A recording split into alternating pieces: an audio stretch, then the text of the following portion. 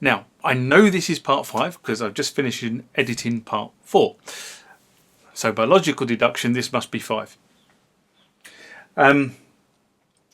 Now, I was going to do this midway checkpoint, if you like, in the Goldfish Bowl, where I have my other 2 keyboards set up. But I decided against that because this is still in a state of disassembly and I really didn't want to put it back together again. And of course, the other thing about being out here, of course, is that everything in here is tripped and protected and whatever, because that's what the electrician did for me when he installed the wiring, or when he connected it all up for me. So the goal of this is just to see what we've repaired, has stayed repaired, and to work out what's the next course of action for this particular keyboard. So let's get going, I suppose.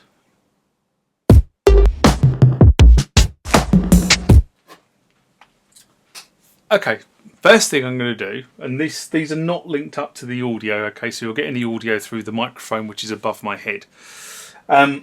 First thing we're going to do is we're going to test the volume knob, which, as you know, was very scratchy.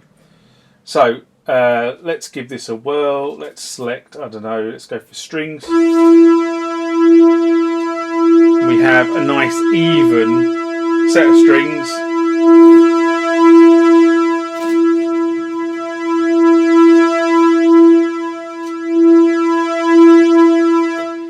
There was a slight bit of scratching still there, very slight, but I think in general terms of actually losing the output completely when we were going up and down on the volume,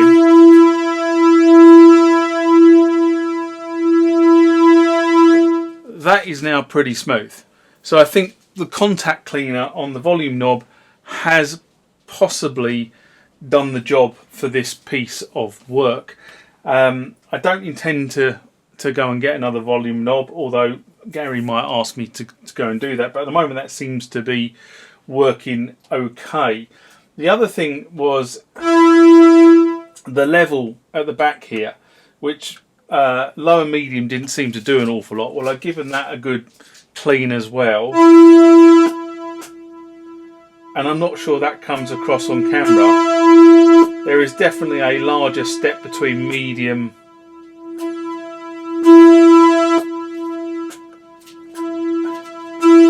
and low. Sorry, medium and high. There's a larger step between medium and high, but now you can actually hear a step between low and medium, which you couldn't hear before I gave the contacts a good clean. So that, I think, has obviously done that, or fixed that problem as well. So that's two of the issues I noted on the assessment that I think we have mitigated for the time being, if you like. Remember, like, comment, subscribe to the channel. Go over to Instagram and follow me there. Go over to Facebook, follow me there. That's where the normal notices are. And consider becoming a Patreon.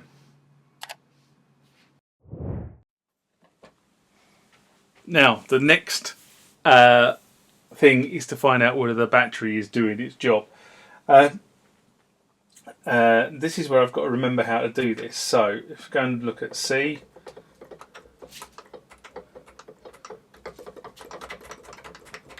absolutely dead, as is D. So that's great. So we now know that both C and D are completely gone from taking the battery out. What little voltage there was left in the battery, of course. So let's see if we can write something into one of those memory locations. Now I've got to remember how to do this. So what we need to do is we'll take that. Let's make some edits. So first thing I'm going to do is I'm going to change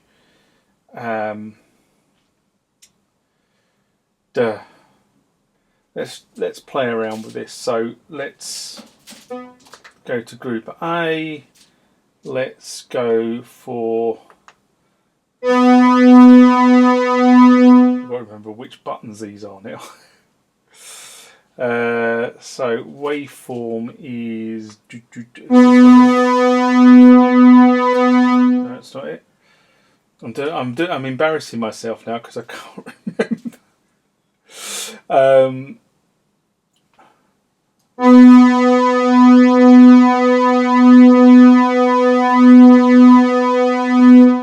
I can't remember. What am I doing? What am I doing? What am I doing?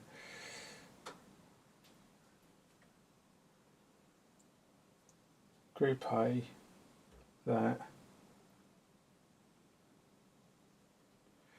I'm going to have to go and look this up. Right, we'll have another go at writing voices, shall we? Seeing as I managed to make a right cock up on the first run through, so there's a wonderful thing about video is you can go back and refilm it. Which is all good because I look like a complete prat. Okay, so we've got we're in bank 1, tone 1, sounds like that. We go into there and we go into edit the range.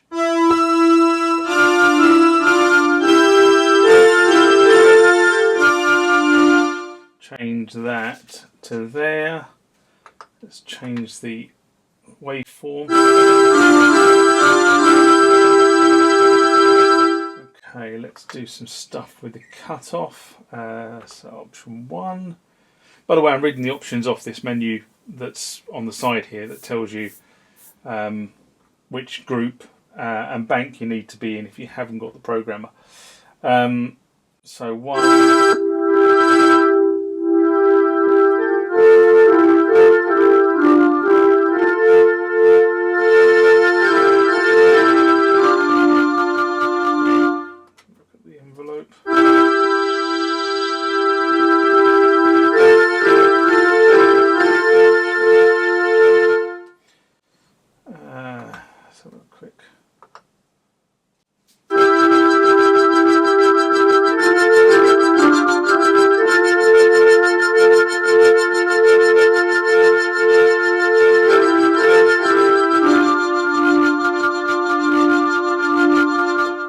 Right, I think that's enough of a modification.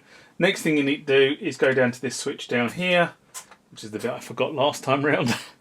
And we need to put that into memory write mode, which I've now done. And now I say I want to write it. I want to write it to C1.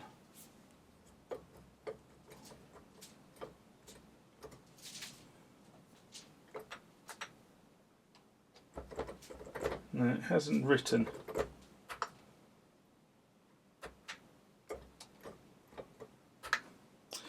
Yeah, that's interesting. Let's try changing that again. So if we go back to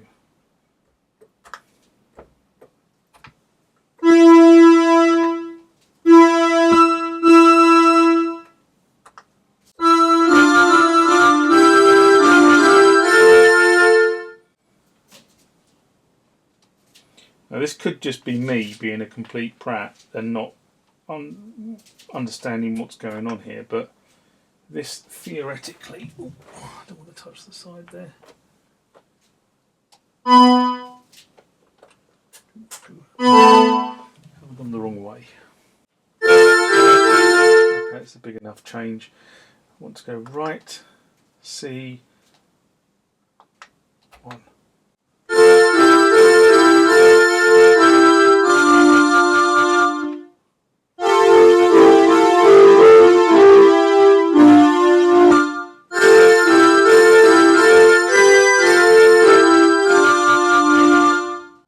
Good. Right, the big test of course is will that retain that when we cycle the machine. So there you go, there's the machine switched off. Let the capacitors discharge, let the power supply go.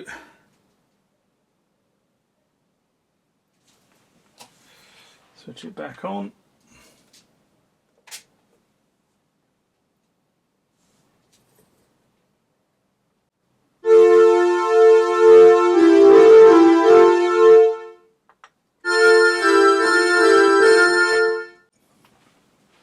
Well, that's good news. Let's try doing another one.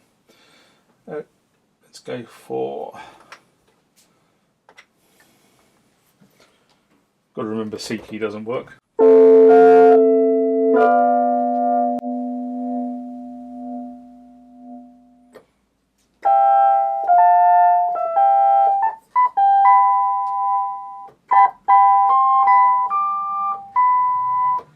Okay, so we've got something there. With this one,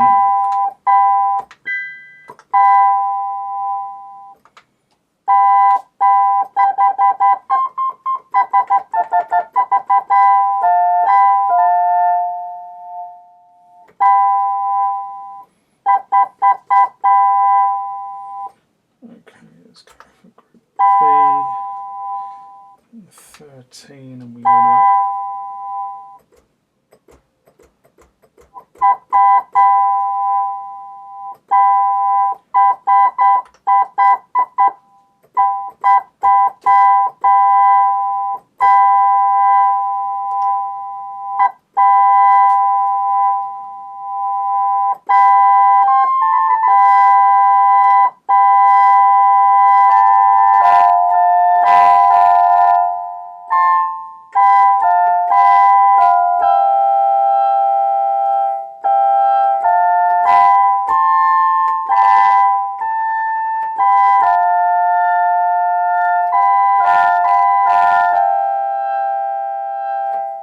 I think that's sufficiently different, isn't it? So we're going to go and write that to bank D part 1.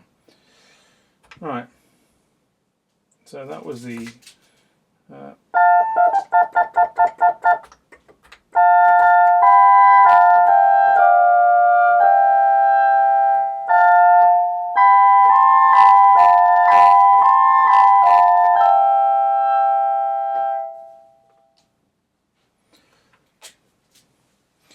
let's try again.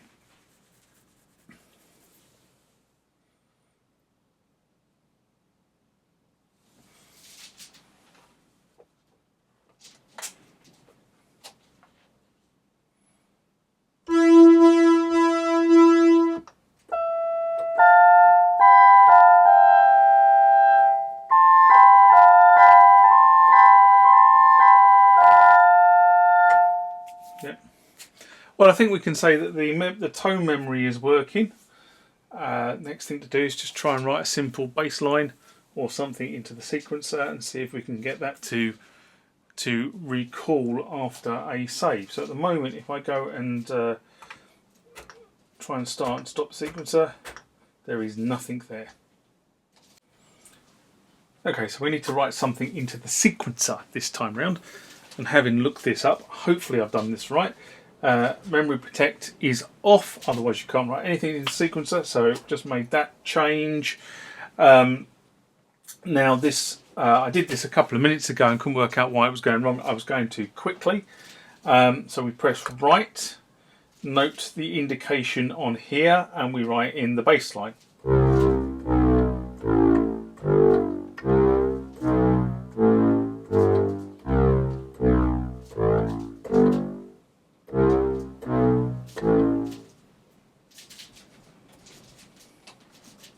Like so, and then we go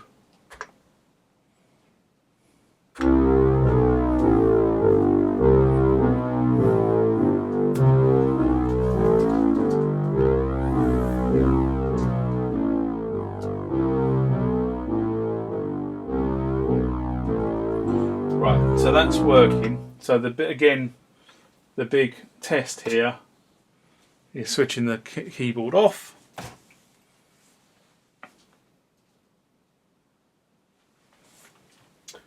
And switching it back on, and going to the sequencer and asking it to play.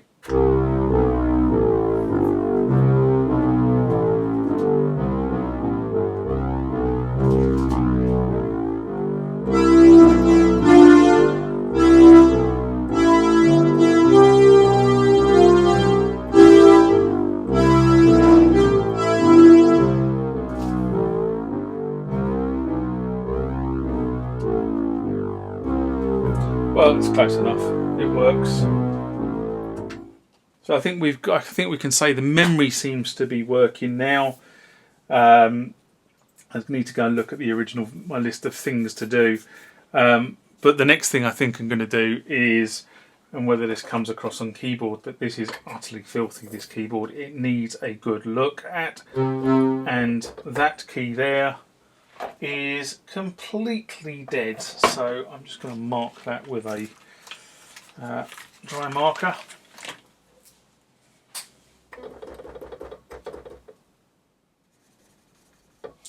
So I can go and have a look at the contacts of that particular key.